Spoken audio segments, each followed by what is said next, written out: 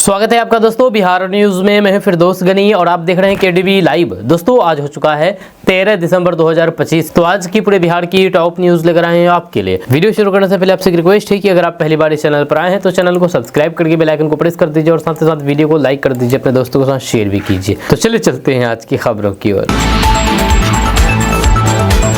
दोस्तों आज बिहार न्यूज़ की शुरुआत सबसे पहले करेंगे कि वोटर लिस्ट के बाद अब राशन कार्ड की बारी है। जहां वोटर लिस्ट में बहुत सारे लोगों का नाम छट गए हैं, यानी कि 54 लाख से ज़्यादा लोगों का नाम काट दिए गए। वहीं पर अब राशन कार्ड से भी नाम काटने की प्रक्रिया शुरू होने वाली है। जी हाँ, अगर आप बिहार के रहने वाले हैं और राशन कार्ड में आपका नाम है तो फिर आप समझ जाइए आपका राशन कार्ड से नाम जल्द ही कटने वाला है। जी हाँ, हालांकि सबका नहीं, कुछ लोगों का।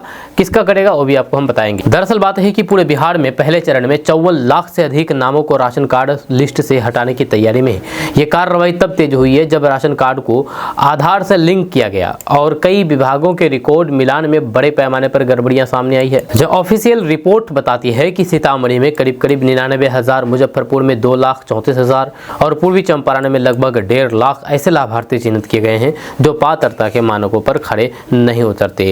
इन जिलों में विस्तृत रिपोर्ट सरकार को सौंप दी गई है। जब पटना में 10,33,000 एक्टिव राशन कार्ड है, जिनमें शहरी क्षेत्र के 2,30,000 कार्ड शामिल है। चल रहे ई-केवाईसी वेरिफिकेशन के दौरान अनुमान लगाया गया है कि करीब 65 से 70,000 नाम गलत दस्तावेजों या फिर अयोग्य श्रेणी के कारण हटाए जा सकते हैं। सप्लाई विभाग ने राशन कार्ड डेटा को revenue and land reform, transport, income tax और फिर सिविल रजिस्ट्रेशन डेटाबेस से मैच किया है। इसमें चौंकाने वाली विसंगतियां सामने आई है। कई लाभार्थियों के पास 2.5 एकड़ से अधिक जमीन पाई गई है। कई लोग 4 पहिया वाहन के मालिक निकले हैं। इनकम टैक्स रिटर्न भरने वाले भी राशन सूची में शामिल हैं। वहीं पर सरकारी रिकॉर्ड में मृत व्यक्तियों के नाम भी अब तक सक्रिय थे, जिसकी वजह से इन सभी लोगों का नाम राशन कार्ड से हटाया जा रहा है। दोस्तों बिहार के सीतामढ़ी में 7,000 से अधिक HIV के मरीज मिले हैं। बच्चों की संख्या इसमें से ज्यादा है। दरअसल HIV एक ऐसी बीमारी है जो अभी तक लाइलाज है और इसका नाम सुनते ही लोगों के अंदर डर आ जाता है। इस लाइलाज बीमारी के केस बहुत ही कम सुनने को मिलते हैं क्योंकि अमूमन लोग इस बीमारी के बारे में बात करने से बचते हैं। लेकिन हाल ही में बिहार के सीतामढ़ी जिले में HIV पॉजिटिव मरीजों की संख्या में तेजी से हो रही बढ़ोतरी ने स्वास्थ्य विभाग में तो हरकंप मचा दिया है। इसके साथ ही इतनी बड़ी संख्या में इसके मरीजों के बारे में जानकर के लोग भी हैरान हैं। ये सरकारी आंकड़ों के माने तो सीतामढ़ी जिले में अब तक लगभग 74,000 HIV संक्रमित मरीजों की पुष्टि हो चुकी है। इन मरीजों में 18 साल से कम उम्र के 400 से ज़्यादा बच्चे शामिल हैं। जब वहीं पर आपको बता दूं कि इस तरह तेजी से बढ़ते इन मरीजों की कुल संख्या लगभग 8,000 पहुँचने के करीब है, जो सिर्फ स्वास्थ्य विभाग नहीं बल्कि आम जनता के लिए भी एक बड़ी चिंता का विषय है। आपको बता दूं कि सीतामढ़ी जिला गरीब और फिर बड़ी संख्या में प्रवासी मजदूरों का केंद्र है। एक्सपर्ट का मानना है कि गरीब तबके की पलायन प्रवृत्ति इस बीमारी की तेजी से फैलने की मुख्य वजह में से एक है। इसके साथ ही लोगों में जागरूकता की कमी भी इसका मुख्य कारण बन रहा है। आपको बता दूं कि HIV एक वायरस है जो शरीर को रोग प्रतिरोधक प्रणाली पर हमला करके उसको कमजोर बनाता है। HIV संक्रमण पर अगर ध्यान ना दिया जाए तो फिर ये एड्स में बदल जाता है। HIV एक लाइलाज बीमारी, इसलिए एक बार ये संक्रमण हो जाए तो जीवन भर ये बना रहता है। हालांकि सही समय पर सही इलाज और फिर केयर के साथ इसको कंट्रोल किया जा सकता है। दोस्तों बिहार के पूर्व मुख्यमंत्री लालू प्रसाद यादव की बेटी रोहिणी आचार्य ने मुख्यमंत्री नीतीश कुमार से गुहार लगाई है और कहा कि महिला सशक्तिकरण के लिए उनके नेक इरादे के साथ उठाए उपाय पर्याप्त हैं और राज्य सरकार का दायित्व है कि बेटियों के समान अधिकार के लिए भविष्य में ठोस कदम उठाएं। जब बेटियां सामाजिक और फिर पारिवारिक उदासीनता की शिकार रहें, रोहिणी आचार्य ने एक्स पर कहा कि लड़कियों को 10,000 की सहायता या फिर साइकिलें बांटना सरकार के नेक इरादे बताता है, लेकिन इससे महिला सशक्तिकरण के रास्ते में आने वाली बाधाएं खत्म नहीं होती है। उन्होंने कहा कि सरकार और समाज का ये प्रथम दायित्व है कि बेटियों के समान अधिकारों की रक्षा के लिए ठोस कदम उठाएं। उन्होंने कहा कि हमारे समाज में बेटियां सामाजिक और फिर पारिवारिक उदासीनता के शिकार हैं और इसका अस्थायी निदान निकलना चाहिए, जिससे शादी के बाद भी महिलाएं अपने मायके में न्याय पा सकें। जब पूर्व मुख्यमंत्री लालू प्रसाद यादव की बेटी रोहिणी आचार्य ने कहा कि बिहार में पितृसत्तात्मक मानसिकता सामाजिक और फिर राजनीतिक दोनों क्षेत्र में हावी है और फिर आज आवश्यकता इस बात की है कि प्रत्येक बेटी को यह आश्वासन मिले कि उसके पास भी पुरुषों के समान अधिकार है और फिर उसका मायका एक ऐसा सुरक्षित स्थान है जहां पर वह बिना किसी डर, अपराध बोध, शर्म के जा सके। दोस्तों बिहार के मुजफ्फरपुर शहर में वायु प्रदूषण ने इस साल का सबसे खतरनाक रिकॉर्ड तोड़ दिया है। इस शहर का AQI 500 से ऊपर पहुंच गया है तो फिर अति गंभीर श्रेणी से भी बदतर है। वहाँ पर केंद्रीय प्रदूषण नियंत्रण बोर्ड और फिर राज्य प्रदूषण नियंत्रण बोर्ड के मॉनिटरिंग स्टेशनों से मिले आंकड़ों के अनुसार ये स्तर देर रात और सुबह के समय सबसे ज्यादा दर्ज हुआ है, जहाँ इससे सांस लेना मुश्किल हो गया है और फिर बुजुर्गों, बच्चों और अस्थमा रोगियों में स्वास्थ्य जोखिम तेजी से बढ़ रहा है। शहर के प्रमुख इलाकों में स्थिति भयावह है, जहाँ समाहरणालय क्षेत्र में AQI 540 और भी कई सारे इलाके में बहुत ही ज्यादा बढ़ रहा है। आपको बता दें कि वाहनों के धुएं, धूल, मिट्टी और फिर तापमान अंतर से बड़े हैं। विशेषज्ञों का कहना है कि लंबे संपर्क से फेफड़े में सूजन, सांस फूलना और फिर गंभीर बीमारियां हो सकती है। वहीं पर विशेषज्ञों ने तुरंत बचाव के उपाय सुझाव किए हैं। डॉक्टर राजेश कुमार ने कहा है कि AQI 500 प्लस पर घर से बाहर ना निकले, जब खिड़कियां दरवाजे बंद रखें और फिर एयर प्यूरिफायर चलाएं। अगर बाहर जाना हो तो फिर N95 मास्क पहने, उसके बाद बाहर जाएं। दोस्तों बिहार में मौसम मुसीबत लेकर के आ रही है। घना कोहरा और फिर गिरते पारे से कई जिलों में कोल्ड डे की स्थिति है, जहाँ हड्डियां गला देने वाली ठंड से इस बार आप सावधान रहें। दरअसल बात यह है कि बिहार इस समय प्रचंड सर्दी की गिरफ्त में आ चुका है। पूर्वीय हवा की तेज रफ्तार ठिठुरन को और ज्यादा बढ़ा रही है। आपको बता दें कि सुबह पटना, गोपालगंज, बेतिया, बगहा, सीतामढ़ी समेत कई जिलों ने घने कोहरे की मोटी चादर ओढ़ ली है, जिससे विजिबिलिटी बेहद कम रही है और फिर आज सुबह के वक्त सड़कें सफेद धुंध में गुम थी। ट्रेनें धीमी रफ्तार, बसें लेट और फिर कई फ्लाइट के शेड्यूल प्रभावित हुए हैं। मौसम विभाग की ताजा रिपोर्ट बताती है कि पिछले 24 घंटे में न्यूनतम तापमान गिरने का सिलसिला जारी है और आने वाले दिनों में ठंड अपने उरूज पर रहेगा। जी हाँ, वहीं पर बिहार के दक्षिण पश्चिमी हिस्सों में सर्दी का असर सबसे ज्यादा महसूस किया जा रहा है। अरवल, जहानाबाद, औरंगाबाद, गया, रोहतास और कैमूर में पारा 8 से 10 डिग्री सेल्सियस के बीच रिकॉर्ड होने का अनुमान है, जो सामान्य से काफी नीचे है। विभाग ने साफ कहा है कि इन इलाकों में अगले 24 घंटे तक कोल्ड डे कंडीशन बना रह सकता है। वहीं पर इसके चलते ग्रामीण इलाकों में सुबह शाम की गतिविधियां ठप होती नजर आ रही है। जब खेत खलिहानों में काम करने वाले मजदूर और फिर किसान ठंड और फिर कोहरे के कारण देरी से घरों से निकल रहे हैं। जब शहरों में लोग अलाव, हीटर और फिर मोटे कंबल का सहारा लिए हुए हैं। जब कई इलाकों में बस स्टैंड, रेलवे प्लेटफॉर्म और फिर चौराहे पर अलाव जलाने की व्यवस्था की जा रही है। वहीं पर पटना मौसम विज्ञान केंद्र ने संकेत दिया है कि राजधानी पटना में सुबह के समय हल्के से मध्यम कोहरा छाया रहेगा। हालांकि दिन चढ़ने पर धूप निकल सकती है, लेकिन कनकनी का असर पूरे दिन बरकरार रहने वाला है। विभाग ने पश्चिमी चंपारण, पूर्वी चंपारण, मधुबनी, दरभंगा, सुपौल, अररिया, किशनगंज, भागलपुर, खगड़िया और फिर मुंगेर और जमुई में भी घने कोहरे और फिर बहुत कम विजिबिलिटी की चेतावनी जारी की है। दोस्तों एक जमाने में लालू प्रसाद यादव जी कहे थे कि बिहार में भूरा बाल साफ करो, 4 जातियों का नाम लेकर के, मगर उनके बेटे ने ये कहा कि काहे परेशान हो रहे हैं। बेटे ने तो काम ही खत्म कर दिया है, उसने भूरा नहीं पूरा बाल साफ करवा दिया, मुंडन करवा दिया। इसलिए मुझे लगता है कि अब इसकी आवश्यकता नहीं है। ये बयान मैं नहीं कह रहा हूँ, बल्कि ये बयान राज्यसभा सांसद और बीजेपी नेता सुधांशु त्रिवेदी ने की है। जब सुधांशु त्रिवेदी ने राज्यसभा में बोलते हुए आरजेडी पर तंज कस रहे थे, उन्होंने सदन में जोर जोर से कहा कि अब काम खत्म हो गया है, तेजस्वी यादव ने पूरा बाल साफ कर दिया है। सुधांशु त्रिवेदी का ये बयान अब सोशल मीडिया पर खूब चल रहा है। जहां लालू प्रसाद यादव का भूरा बाल साफ करो नारा बिहार की राजनीति में 1990 के दशक के मध्य में गूंजा, एक ऐसा विवादास्पद और फिर विभाजनकारी आह्वान था जिसने राज्य की सामाजिक और फिर राजनीतिक चेतना को गहराई से प्रभावित किया। भूरा बाल शब्द का उपयोग उन्होंने ब्राह्मण, भूमिहार, राजपूत और कायस्थ समुदाय के लिए किया था, जो कि पारंपरिक रूप से बिहार की राजनीति और फिर सत्ता में प्रभावशाली रहे थे। जब इस नारे का सीधा मकसद इन स्वर्ण जातियों की राजनीतिक सत्ता को चुनौती देना और फिर राज्य के अत्यंत पिछड़ा वर्ग, अन्य पिछड़ा वर्ग, दलितों और फिर मुसलमानों को राष्ट्रीय जनता दल यानी कि आरजेडी के बैनर तले एकजुट करना था।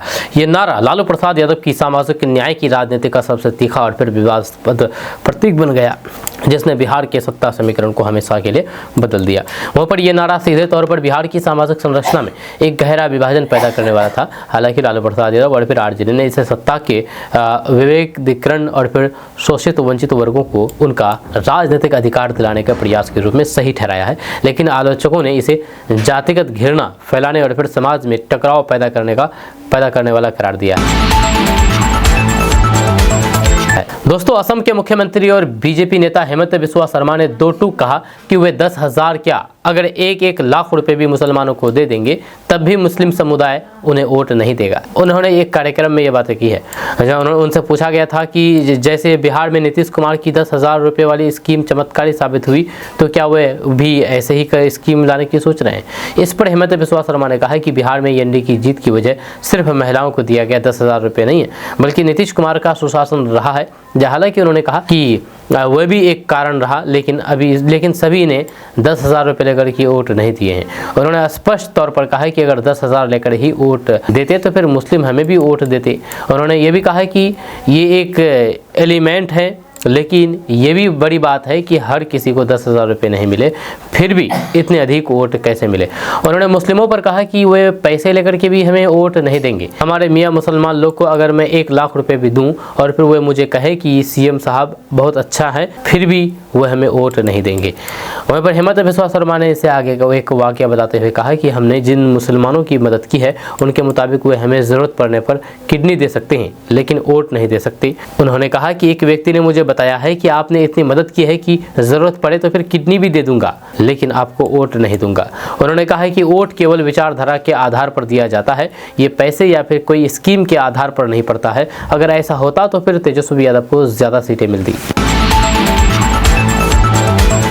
दोस्तों, बिहार में बिजली विभाग ने एक ऐसी ताज़ा योजना लागू कर दी है जिसने करोड़ों बिजली उपभोक्ताओं में नई उम्मीद जगा दी है। जब बकायेदारों की लंबी कतार और फिर चेतावनियों के बावजूद भी भुगतान न होने की बढ़ती समस्या को देखते हुए विभाग ने सीधे कार्रवाई करने के बजाय अब बिल भुगतान में छूट और फिर रियायतों का खजाना खोल दिया है। ये कदम न सिर्फ उपभोक्ताओं को राहत देगा बल्कि राज्य की बिजली व्यवस्था को भी मजबूत करेगा। जी हाँ, विभागीय सूत्रों का कहना है कि नए प्रावधानों के तहत हर तरीके के उपभोक्ता लाभ ले सकते हैं। खास करके स्मार्ट प्रीपेड मीटर वालों के लिए ये तो योजना डबल फायदा लेकर के आई है। मोबाइल ऐप से रिचार्ज, खपत और फिर बैलेंस की जानकारी घर बैठे मिल जाती है, जिससे बिना भुगतान किए बेहद आसान हो गया है। विद्युत कार्यपालक अभियंता समीर कुमार रजक के अनुसार स्मार्ट मीटर अपनाने वाले उपभोक्ताओं को बिल और फिर आपूर्ति दोनों में किसी तरीके की बाधाएं नहीं मिलेगी। न सिर्फ बिजली प्रबंधन सुधरेगा बल्कि उपभोक्ताओं की जेब भी सुरक्षित रहेगी। विभाग ने समय पर भुगतान करने वालों के लिए कई भारी भरकम छूट भी तय की है, जो बिजली उपभोक्ता और फिर मासिक खर्च को संतुलन रखने में मददगार साबित होगी। दोस्तों, बिहार की सरकारी स्कूलों में लंबे समय से लंबित तबादला व्यवस्था अब नए साल से बदलने जा रही है। शिक्षा विभाग टीचर ट्रांसफर रूल्स का संशोधन कार्य अंतिम चरण में लेकर आया है। विभाग की योजना है कि 1 माह के भीतर प्रस्ताव को राज्य कैबिनेट में मंजूरी के लिए भेज दिया जाए। नई नियमावली शिक्षकों की सुविधा, हस्तांतरण प्रक्रिया की पारदर्शिता और फिर स्कूलों में पढ़ाई बाधित न हो, इन्हीं 3 आधारों पर तैयार की जा रही है। जब पिछले कई वर्षों से बिहार में शिक्षकों के लिए कोई स्पष्ट और फिर व्यवहारिक तबादला नीति नहीं होने के कारण समस्याएं बढ़ती चली गई। इस साल 1.25 लाख से अधिक शिक्षकों का अंतर जिला और फिर जिला के भीतर तबादला किया गया है, लेकिन प्रक्रिया स्पष्ट न होने से अलग अलग आदेश जारी करने पड़े। जब परिणाम स्वरूप ये हुआ कि बड़ी संख्या में मामला अदालत तक पहुंचे और फिर विभाग को बार बार सफाई देनी पड़ी। दोस्तों, पश्चिम बंगाल के मुर्शिदाबाद में बाबरी मस्जिद की नींव डाली गई है और इसका नींव डालने वाले का जो किरदार है वो हुमायूं कबीर का है। हुमायूं कबीर के मुर्शिदाबाद के बेलडांगा के जिस प्लॉट पर बाबरी मस्जिद की नींव रखी गई है, वहां पर कल जुमे के पहली नमाज में हजारों की भीड़ उमड़ी। नमाज बाद लोगों को दावत का इंतजाम किया गया, जब करीब 1000 लोगों के लिए खाना बनाया गया और फिर हजारों लोग प्रस्तावित साइट पर नमाज के लिए आए। जुमे के नमाज का जैसे ही वक्त हुआ तो सैकड़ों की संख्या में लोग प्रस्तावित मस्जिद साइट पर जुटे। जहाँ तस्वीरों में साफ दिख रहा है कि लोग हरी सरसों के खेतों में को पार करते हुए लोग मस्जिद वाली साइट पर जा रहे हैं। लाउड स्पीकर से लोगों को रास्ता दिया जा रहा। वहाँ पर आयोजकों ने यहाँ पर आए नमाजियों को खाने का भी इंतजाम किया था। वहाँ पर खाना बनाने में जुटे एक शख्स ने एक न्यूज़ चैनल को बताया है कि हमने खाने का इंतजाम किया है, लोगों को खिला करके हमको सवाब मिलेगा। या कितने लोग आएंगे इसका अंदाज़ा नहीं है। या कई लोग जुमे की नमाज के लिए आते हैं, अभी मस्जिद बनी नहीं है लेकिन हमारे लिए ये शुरू हो गया है। वहीं पर आपको बता दूं कि 6 दिसंबर को हुमायूं कबीर ने बेलडांगा में बाबरी मस्जिद की नींव रखी थी।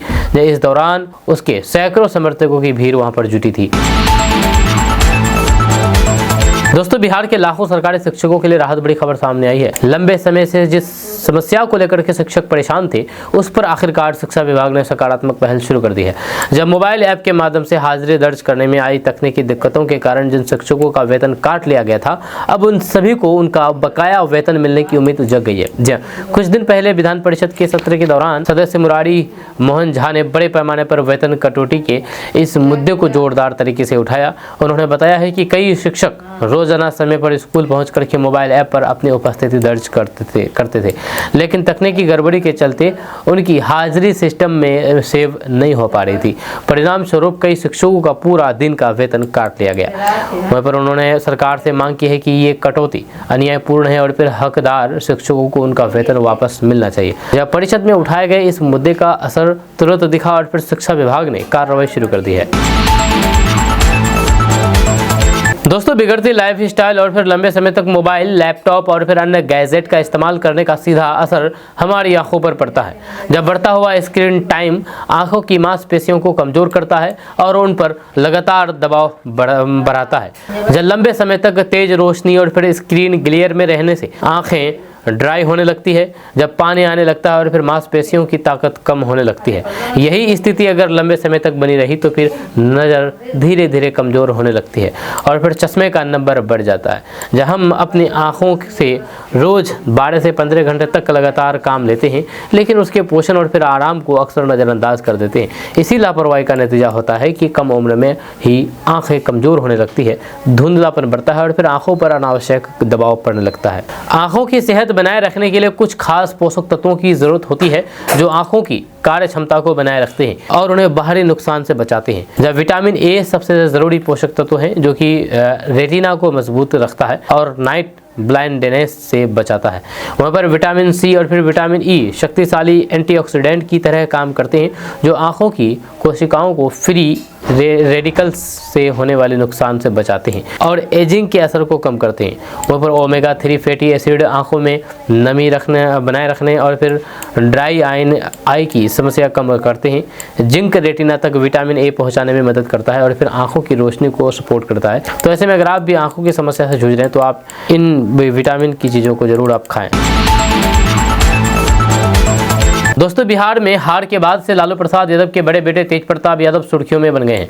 यह दरअसल तेज प्रताप यादव भले ही 2025 का बिहार विधानसभा चुनाव हार गए हों, लेकिन वे हमेशा कुछ न कुछ ऐसा करते हैं जिससे हमेशा वो सुर्खियों में बने रहते हैं। उनकी कई ऐसी वीडियो वायरल हुई है जिन वीडियोज़ को दर्शक बार बार देखते हैं। इसी बीच तेज प्रताप यादव से जुड़ा हुआ एक दिलचस्प मामला सामने आया है। दरअसल तेज प्रताप यादव का एक वीडियो सोशल मीडिया पर तेजी से वायरल हो रहा है जिसमें उन्होंने दावा किया है कि उन्हें भूत दिखा है। जहाँ दरअसल उन्होंने अपने बनाए वीडियो ब्लॉग में भूतों का जिक्र किया। तेज प्रताप यादव ने भूत देखने का दावा करते हुए इस बात का जिक्र किया है और कहा है कि लोग नेगेटिव शक्तियों का एहसास कर सकते हैं। ये ध्यान देने वाली बात है कि साइंटिफिक सबूत बताते हैं कि भूत होते हैं और वे असली नहीं होते। साइंस भी भूतों के होने को गलत मानते हैं। ये अलग बात है कि कुछ लोग भूतों में विश्वास करते हैं और फिर ये ऐसी बात है जिस पर लगातार विवाद होता रहा है। वह लोग पौराणिक किताबों और फिर अपने अनुभवों के आधार पर भूतों के होने का दावा करते हैं, लेकिन साइंस का मानना है कि कुछ लोगों को गलत फहमियों, वहम या फिर डर की वजह से ऐसी चीज़ें दिख सकती है। वहीं पर दूसरी ओर कुछ लोग सिर्फ आध्यात्मिक और फिर सांस्कृतिक मान्यताओं के आधार पर भूत प्रेत और फिर आत्माओं के होने पर विश्वास करते हैं। इसी सिलसिले में तेज प्रताप यादव ने भूत देखने का दावा करके सनसनी मचा दी है। दोस्तों, आखिर ये सीमांचल में क्या चल रहा है? सीमांचल में गुंडा बैंक हावी है। जी हां, भागलपुर, मधेपुरा, पूर्णिया, किशनगंज, अररिया, कटिहार, कोसी सीमांचल के दियारा में आज भी गुंडा बैंक का राज चल रहा है। जी हां, बिहार में इन दिनों गुंडा बैंक की चर्चा जोरों पर है। बिहार के सीमांचल और अंग क्षेत्र में ये धंधा बेरोक टोक जारी है। भागलपुर, मधेपुरा, पूर्णिया, किशनगंज, अररिया, कटिहार, कोसी और सीमांचल के दियारा क्षेत्र में आज भी अघोषित रूप से गुंडा बैंकर्स का राज कायम है। तो आपको बता दूं कि जरायम की दुनिया से निकलकर के महाजन बन बैठे अपराधियों ने ना खाता ना बही जो फरमान सुना दिया वही सही के तर्ज पर बकायदा लोकल बैंक खोल रखे हैं जो स्थानीय स्तर पर गुंडा बैंक के नाम से कुख्यात हो गया है, जहां पर 8 से 10% महीने की ब्याज दर पर कर्ज मिलता है। ब्याज और मूल की वसूली के लिए कर्जदारों के शरीर से खाली डिस्पोजेबल सिरिंज के जरिए खून निकाला जाता है। ऐसे ऐसे में राज्य सरकार ने सूदखोरी और फिर अवैध वसूली करने वाले गुंडा बैंकों पर निर्णायक कार्रवाई करने का आदेश दिया है या ऐलान कर दिया है। उप मुख्यमंत्री सम्राट चौधरी ने कहा है कि राज्य में केवल आरबीआई अधिकृत बैंक ही चलेंगे और गुंडा बैंक की कोई भी जगह नहीं होगी। सरकार इसे कानून व्यवस्था से जुड़ा गंभीर मुद्दा मानते हुए सख्त कार्रवाई की तैयारी में है। सम्राट चौधरी के इस ऐलान के बाद माना जा रहा है कि गुंडा बैंक और सरकारी बैंकों के समानांतर चलने वाली इस अवैध व्यवस्था पर अब नकेल कसना तय है। हालांकि पटना हाईकोर्ट ने सीमांचल में चल रहे गुंडा बैंक पर लगाम लगाने के लिए एडीजी की अध्यक्षता में एसआईटी गठित का आदेश दिया था। न्यायमूर्ति संदीप कुमार की एकल पीठ ने कटिहार मुफस्सिल थाना क्षेत्र में साल 2020 में हुए ट्रिपल मर्डर केस की सुनवाई के दौरान यह निर्देश दिया था। मृत लोगों में पति पत्नी और 4 साल का बच्चा था। वहीं पर मामले को दूसरा रूप दिया गया था, लेकिन छानबीन में सूद पर लिए पैसे की देनदारी और जमीन की बिक्री की बात भी सामने आई थी। इसी सुनवाई में गुंडा बैंक शब्द भी सामने आया। किशनगंज वासियों संभल जाइए, होशियार हो जाइए, क्योंकि किशनगंज में ठंड ने कहर बरपाना शुरू कर दिया है। कल किशनगंज पूरे बिहार में सबसे ज्यादा ठंडा जिला रहा, यानी कि कल किशनगंज पूरे बिहार में सबसे ज्यादा ठंडा जिलों में रिकॉर्ड अपना नाम कर लिया है। कल किशनगंज में 8 डिग्री सेल्सियस रिकॉर्ड किया गया है। तो ऐसे में रजाई, कंबल, स्वेटर, जैकेट, मफलर सब कुछ आप निकाल लीजिए, क्योंकि किशनगंज में ठंड कहर बरपाना शुरू कर दिया है। तो आपको बता दूं कि किशनगंज सीमांचल का वो जिला जो हर बार बिहार की सर्दी का असली पैमाना बन जाता है। जहां दिसंबर की ठिठुरन जैसे जैसे बढ़ रही है, वैसे वैसे पहली खबर इसी जिले से निकल करके पूरे बिहार में चर्चा का विषय बन रही है। सुबह की धुंध, खेतों पर जमी ओस और गलियों में अलाव के आसपास जुटे लोग। किशनगंज में सर्दी इस समय अपने सबसे तेज रूप में है। इतना है कि पूरे बिहार में जहां जहां ठंड बढ़ रही है, वहां एक ही नाम सबसे ऊपर है, किशनगंज। जब मौसम विभाग के ताजा रिपोर्ट ने इसे बिहार का सबसे ठंडा जिला घोषित कर दिया है। और जब सीमांचल में पारा नीचे गिरता है तो फिर असर पूरे बिहार में महसूस होता है। अब बढ़ते हैं बिहार की बदलती सर्दी और कोहरे की ओर। तो आपको बता दूं कि बिहार में सर्दी लगातार तेज होती जा रही है, लेकिन सबसे पहले और सबसे गहरा असर दिख रहा है किशनगंज में, जहां पर न्यूनतम तापमान 8.3 डिग्री सेल्सियस दर्ज किया गया। ये पिछले 24 घंटे में पूरे बिहार का सबसे ठंडा रिकॉर्ड है। सीमांचल का ये जिला हर साल सर्दी के चरम का केंद्र बनता है और इस बार भी वही देखने को मिल रहा है। जब बिहार के कुल 9 शहर अब 10 डिग्री सेल्सियस के आसपास पहुंच चुके हैं, लेकिन किशनगंज अभी उनसे भी आगे निकल गया है। यहाँ पर सुबह की ठिठुरन इतनी बढ़ गई है कि लोगों को अलाव के बिना बाहर निकलना मुश्किल हो रहा है। धूल और फिर नमी के कारण दृश्यता भी काफी कम हो गई है। इसके विपरीत फरबिसगंज, अररिया इस समय बिहार का सबसे गर्म स्थान बना हुआ है, जहाँ पर अधिकतम तापमान 28.4 डिग्री सेल्सियस रिकॉर्ड किया गया। यानी कि सीमांचल में 2 अलग अलग मौसम एक साथ महसूस हो रहे हैं। दोस्तों, बंगाल में बन रहे बाबरी मस्जिद का एआईएमआईएम के विधायक तौसीफ आलम ने समर्थन किया है। जी हां, विधायक तौसीफ आलम का कहना है कि बाबरी मस्जिद बन रहे हैं तो इसमें क्या दिक्कत वाली बात है। आप राम मंदिर बनाइए, हम बाबरी मस्जिद बनाते हैं, यही तो है सेकुलरिज्म। तो इसमें कौन सी बड़ी बात हो गई है। बाबरी मस्जिद बन रहा है, इसमें कोई परेशानी वाली बात नहीं होनी चाहिए। राम मंदिर आप बनाइए, इसमें कोई परेशानी वाली बात नहीं होनी चाहिए। हम आपको इस पूरी खबर के बारे में विस्तार से बताएंगे। उससे पहले आपको बता दूं कि अगर आप इसी तरह से किशनगंज की खबरों को देखना और सुनना चाहते हैं तो आप अभी हमारे इस केडीबी लाइव पॉडकास्ट पेज को फॉलो कर लीजिए। एक बार फॉलो करेंगे तो आपको इसी तरह से किशनगंज की खबरें देखने और सुनने को मिलेगी। तो आपको बता दूं कि किशनगंज की राजनीति में फिर एक बार एआईएमआईएम विधायक तौसीफ आलम सुर्खियों में है। बाबरी मस्जिद के नामकरण से लेकर के बाबर पर बयान और मुख्यमंत्री नीतीश कुमार के साथ अपने निजी रिश्ते तक विधायक ने कई मुद्दे पर खुल करके बात की है। सीमांचल की राजनीति, धर्म, इतिहास और फिर विकास, इन सब के बीच तौसीफ आलम के इस बयान ने बिहार में नई बहस खड़ी कर दी है। बहादुरगंज विधायक तौसीफ आलम हमेशा अपने बेबाक अंदाज के लिए जाने जाते हैं और इस बार भी उन्होंने वही किया, सीधा साफ और फिर बिना किसी लाग लपाटे के। दरअसल किशनगंज के बहादुरगंज से एआईएमआईएम विधायक तौसीफ आलम ने बाबरी मस्जिद के पुनर्निर्माण और उसके नामकरण को लेकर के बड़ा बयान दिया है। मीडिया से बातचीत में उन्होंने साफ कर दिया है कि यदि बाबरी मस्जिद का निर्माण होता है तो इसमें किसी को कोई आपत्ति नहीं होनी चाहिए। उन्होंने यह भी कहा है कि मंदिर और मस्जिद को लेकर के समाज को आपस में भिड़ने की नहीं बल्कि साथ चलने की जरूरत है। वहीं पर तौसीफ आलम ने कहा कि आपने राम राम मंदिर बनाया, हम बाबरी मस्जिद बना देते हैं, दोनों भाई मिलकर के बनाएंगे, इसमें किसे क्या आपत्ति हो सकती है। उन्होंने आगे कहा है कि बाबरी मस्जिद के नामकरण को लेकर के जो विवाद उठाया जाता है वह गलत है। उनके अनुसार विवाद सिर्फ बाबर से है, जो नहीं होना चाहिए। जब बाबर ने इस देश को सींचा है, इसे चलाया है और इसका नाम रोशन किया है, अगर उनके नाम से मस्जिद बनती है तो फिर इसमें किसी को समस्या नहीं होनी चाहिए। वहीं पर उनका ये बयान उस समय आया है जब देश में बाबरी मस्जिद और फिर राम मंदिर का मुद्दा फिर से गर्म हो रहा है। ये AIMIM की राजनीति पहले से ही भाजपा और फिर अन्य दलों की विचारधाराओं के विरुद्ध मानी जाती है और ऐसे बयान सीमांचल के राजनीतिक माहौल को और तेज कर सकते हैं। वहीं पर इस बातचीत में तौसीफ आलम ने मुख्यमंत्री नीतीश कुमार के साथ अपने हालिया मुलाकात पर भी खुलकर के बात की है। जब विपक्षी खेमे में इस मुलाकात को लेकर के तरह तरह की अटकलें लगाई जा रही थी, लेकिन विधायक ने इसे महज एक पुराना रिश्ता बताते हुए साफ किया है। दोस्तों, आखिर मुस्लिम बेटियां इस्लाम छोड़ करके दूसरे मजहब क्यों अपना रही है? यह चिंता कर देने वाली एक कारण सामने आई है, जिसको जानेंगे तो आप भी हैरान रह जाएंगे। दरअसल बात यह है कि उत्तर प्रदेश के देवबंद में मुस्लिम स्कॉलर ने लड़कियों के धर्म परिवर्तन का मुद्दा जोरदार तरीके से उठाया। जमीयत दावतुल मुस्लिमीन के संरक्षक और प्रसिद्ध इस्लामी विद्वान मौलाना कारी इसहाक गौरा ने मुस्लिम समाज में बढ़ते एक नए रुझान पर बड़ा बयान दिया है और बड़ा संकट गहराया है। इसमें बताया गया है कि आखिर मुस्लिम समाज की बेटियां, लड़कियां इस्लाम छोड़कर के दूसरा मजहब क्यों अपना रही है, गैर मजहब क्यों अपना रही है। तो आपको बता दूं कि बेटियों के इस्लाम छोड़कर के दूसरा मजहब अपनाने को लेकर के उन्होंने गंभीर चिंता जताई है। एक वीडियो बयान में उन्होंने कहा कि ये मसला बेहद संवेदनशील है, लेकिन इसकी वजह तालीम नहीं बल्कि परवरिश और घरों के माहौल की कमी है।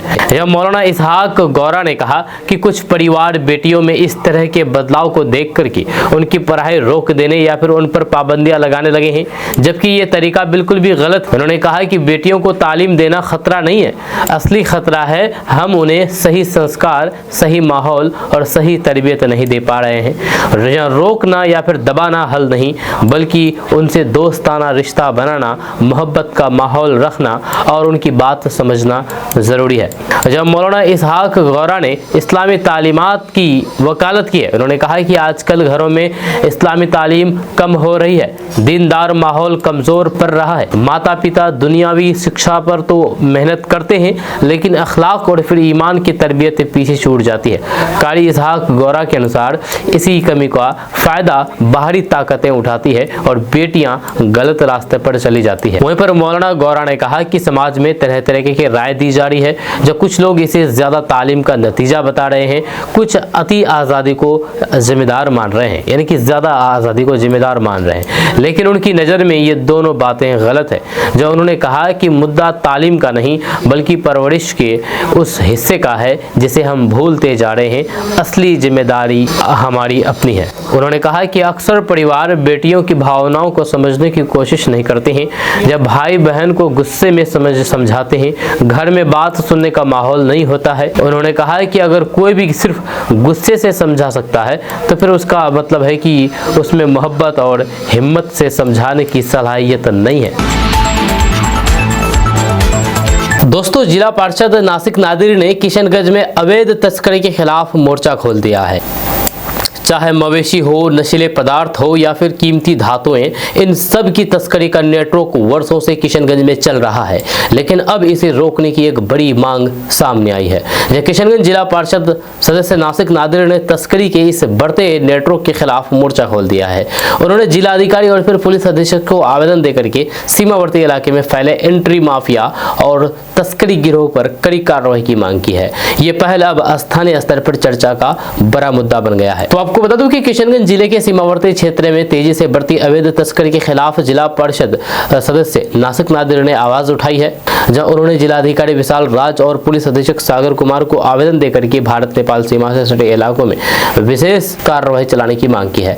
नासिक नादिर ने कहा कि सीमावर्ती क्षेत्र होने के कारण तस्करों के लिए ये रूट बेहद आसान बन गया है, जिससे राजस्व का भारी नुकसान हो रहा है और असामाजिक गतिविधियों में भी वृद्धि हो रही है। वहीं पर अपनी शिकायत में नासिक नादिर ने बताया है कि गलगलिया से अररिया, किशनगंज से दालकोला और फिर दालकोला से बिपरी, पटना तक कई जगहों पर बड़े पैमाने पर मवेशी, बालू, बेड मटेरियल, कोयला, सागवान की लकड़ी, लड़कियों की तस्करी, ब्राउन शुगर, इसमें गांजा, सोना और चांदी जैसे वस्तुओं की तस्करी जारी है।